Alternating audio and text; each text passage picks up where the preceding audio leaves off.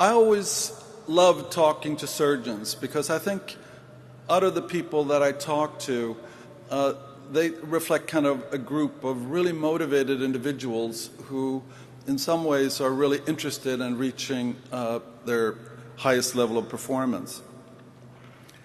Now, there's been a lot of research where people actually have been looking for experts.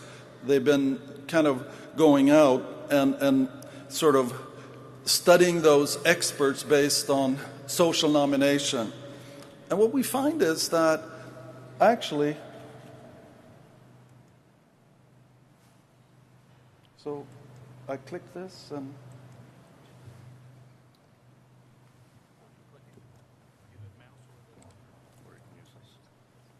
okay.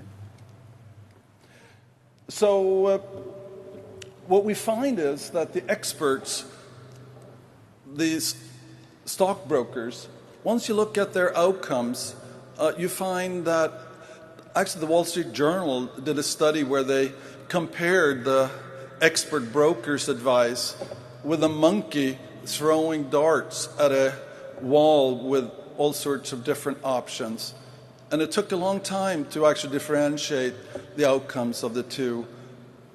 Similarly, what people have found is that when you evaluate professional forecasters and compare them against college students, you often don't see a difference. So obviously, if we're interested in improving performance, we need to basically first measure that performance.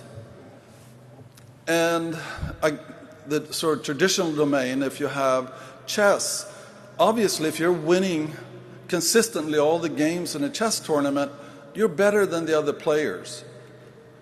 And that type of reproducible objective performance, that's really worth studying to try to understand the mechanisms. We can apply the same principles to psychotherapy. So if you measure and describe the patient's condition when they come into therapy, and then when they leave therapy, you get kind of an improvement score. And if you identify individuals, therapists, whose improvement score is much larger than their colleagues, then we can talk about somebody who is a superior performer. The same definition you can apply to teaching, where you now actually measure the student's performance on tests at the beginning of the year and then compare it to their performance at the end of the year. Teachers who can improve their students' performance basically during that year far better than others are actually doing something that is really valuable that we would want to study. So one of the problems is that when we use these objective measures to evaluate professionals, we find some intriguing things. So indicators that were thought to be basically related now to superior outcomes, like for example, long education. It turns out that having a master's in mathematics doesn't improve your outcome with fifth graders when you're teaching math. Maybe even more concerning is that extended experience in the domain only seems to improve for the first couple of years and then levels off in basically a predictable way. So if we look at skill acquisition, we can basically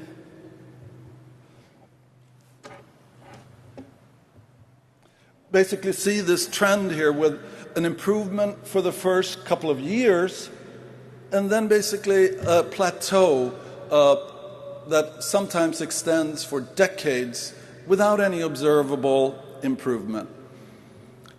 Now, obviously, people don't end up at the same level of performance. And if we look at the next graph, we can see here experience and performance as a function of many years of performance. We see that amateurs in chess and other kind of domains do a kind of a improvement in the beginning, but typically actually reach that plateau.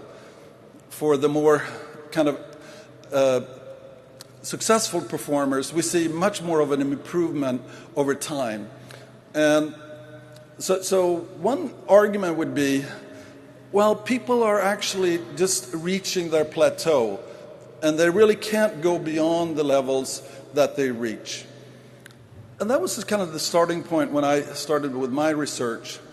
I was interested in how tests of short-term memory basically might actually identify capacities that really couldn't be changed in adults with training. So the first research that we did was to basically look at one of those tests. And this particular test actually have you read digits to people, and you start out with a short string and then increase that string basically more and more until you get to a point where people can't reproduce it. And essentially, just to give you a sense here, most people can only recall accurately about 7 digits, but if I read this sequence, this would be sort of a trial. 4, 7, 1, 0, 2, 3, 0, 4, 3, 6. So if you were able to reproduce that number sequence, you would actually be doing exceptionally well. So the interest was, when you have an adult, to what extent can that adult really change performance if you give that individual practice? And I was personally interested in identifying the particular changes in the thinking processes that may be associated with increased performance. And over time, over about 200 to 300 hours of training over a couple of years, this student was now able to do over 80 digits read at that same tempo. And what I think is interesting is, obviously you can't explain that with genetic differences, because it's the same individual's DNA when they started training as it is at the end of training. And basically, what I think was kind of pioneering was the fact that we collected verbal reports after each trial, so we could actually pinpoint the mechanism that changed and allowed this individual, through practice, to actually increase their performance. And that kind of identification of the mechanism and how that mechanism changed as a function of practice and problem solving, I think is the key. Now, it turns out that that increased memory performance was very limited to the specific type of material, random numbers. But what we argued and was able to support is this claim that memory and these kinds of mechanisms can be applied to any domain. So you find that experts have better memory in all sorts of domains. So one thing you can do is to show a videotape of a game of basketball and then blank out the screen. It turns out that the players who are actually expert performers, they're able to kind of identify where the different players are to a much larger degree, and they can actually predict where the players are going to be, in half a second, and thereby being able now to select opportunities for passing the ball that will be helpful for their teammates. The same thing in chess. If you show a chess position for just a brief moment, the international level chess player can actually reproduce the entire position, and they're actually able to identify what are going to be promising moves. This search for mechanisms that basically could explain how an adult can change, we also looked at for domains like running. So if you go out and start practicing long-distance running, if you actually stress yourself so you sustain kind of a heart rate of over 140 beats per minute for over 30 minutes 2 or 3 times a week, the body will actually change. You will actually have, after that 2 or 3 week period, capillaries surrounding the muscles increase. As you sustain and increase the level of training, you will actually have other changes. You will have changes in the heart and arteries So they're actually modeling, so they will allow the body to pump out more oxygen-rich blood, which in turn is basically determining how you can perform. So relating now this stressing the system, so you go outside the comfort zone, that generates biochemicals that will then activate genes that are part of people's DNA but weren't really activated, which in turn will actually change the physiology.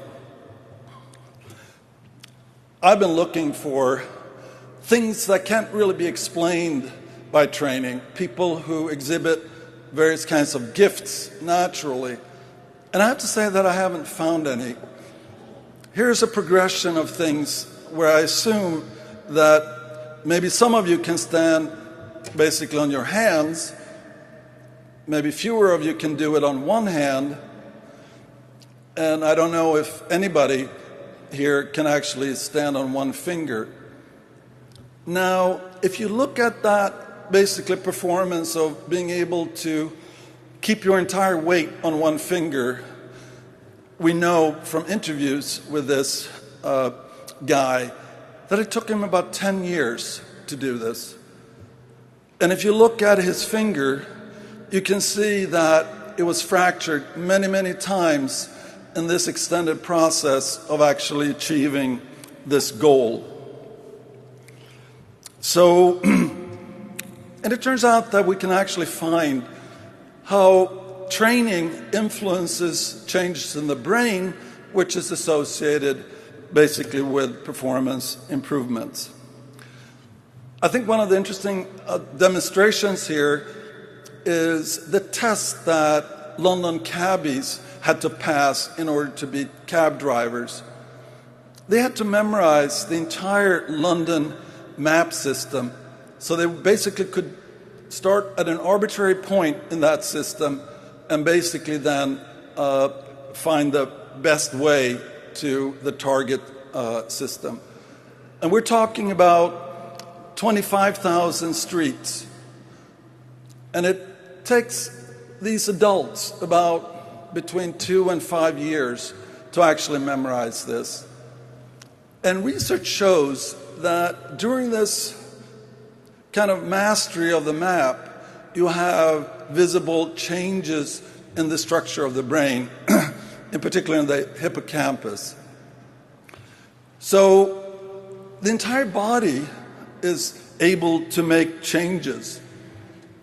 So let me talk now a little bit more about how we're going about analyzing and pinpointing these cognitive mechanisms that seems to be really of improved performance. And our strategy is to use these objective performance measures and identify individuals who are at the very peak of their performance. And then basically try to identify what is it that they can do that less skilled individuals can do. And let me talk about the example with music. So one study actually had a professional pianist think out loud while she prepared for a public performance of a new piece. What happened the first couple of days was essentially this pianist just looking at the notes and actually generating mental images of the kind of music that she wanted to generate. So this is something that is actually being done without any physical activity.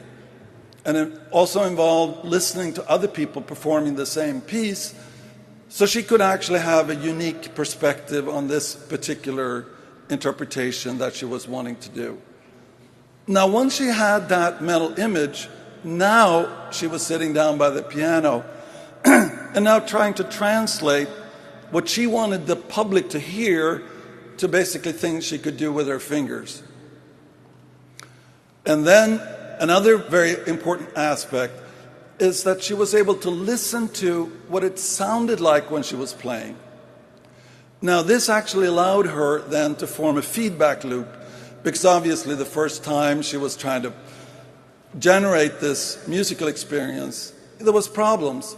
but by iterating through this cycle of knowing what you wanted to have done and then trying to do it and then listen to how close you were, she was finally able to do it.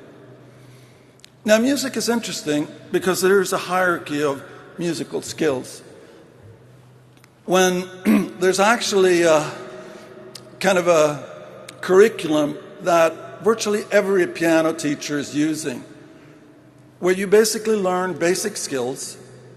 You're basically, maybe after about 5 years of playing, you're now starting to work basically with your non-dominant hand and doing complex activities. After approximately about 10 years of piano playing, you're actually now starting to work on basically polyrhythms, where you actually have different rhythms in your two hands. And that seems to be the curriculum that prodigies and anybody is following to build up the structure of the skill. The process of actually building piano skill has been developed now for centuries. And it really involves kind of starting out with a one-on-one between the student and the teacher is listening to what the student can do, and now trying to pinpoint what is it that this student could learn within a couple of weeks that would actually put them on the path of increased mastery. There's also training programs, various exercises that the student can do. Now, then the student has to go off by themselves, and they have to basically have the imagery so they know what they're trying to do, and then try to do it, and then listen to how close they are. And that basically would involve sometimes 20 hours per week of that solitary study of music. These representations, I think, are really key. And I found that in many domains, there's a huge difference between the individuals who can really image and listen to and analyze what they're doing. So in music in particular, there's a lot of music students who view playing music as typing. You're just hitting the keys in one order. They can't hear the music. So if you tell them to make changes, it's very difficult for them unless you actually tell them exactly what finger sequence that they have to modify. Those individuals who seem to be musically talented or those with success, they're the ones who actually can listen to the music that they're producing. They're able to actually kind of sit down for an hour and play music for themselves, which I think is a really nice kind of measure that they have a mental representation that actually has this feedback cycle. Now, you may have heard about the 10,000 hour rule, and basically we found that if you estimated how many hours the students at an international music academy had spent practicing at various ages by adding up all the scores, then you basically got that the top level musicians had on the average spent 10,000 hours. Now, Gladwell suggested that this might be magical in some way. We now know that in order to win an international piano competition, which you typically do when you're like 35, you probably invested like 25,000 hours. But probably most importantly, it isn't just any type of practice that makes a difference. It's this deliberate practice that we basically identified. So the idea here is that you have a skill, and the first thing is that you have a specific goal, something that you want to change, and then you basically attend to a practice task with full concentration, and that same task now gives you immediate feedback so you can actually change it and then embed it into the actual skill that you're working on. Now, in order for it to qualify as deliberate practice, we argue that a teacher needs to be in charge so he can or she can draw on extensive experience about what kind of activities were most effective. We know that deliberate practice is key in many situations. So just one thing I want to emphasize, that when you look at pianists, you find that older pianists, they're actually practicing well into basically when they're over 60. But what's interesting is that if you test their performance, you find that only those who practice sufficiently are now able to match the performance of young performers. So I'm going to make some points here about professional experience. And I think one of the problems with professional experience, so if you have a 4-hour surgery, there may be only 5 or 10 minutes of that procedure that really has the potential for helping individuals learn. If you contrast that with design training, like the musician, they can actually spend now almost 90% targeting the weakness and actually get immediate feedback.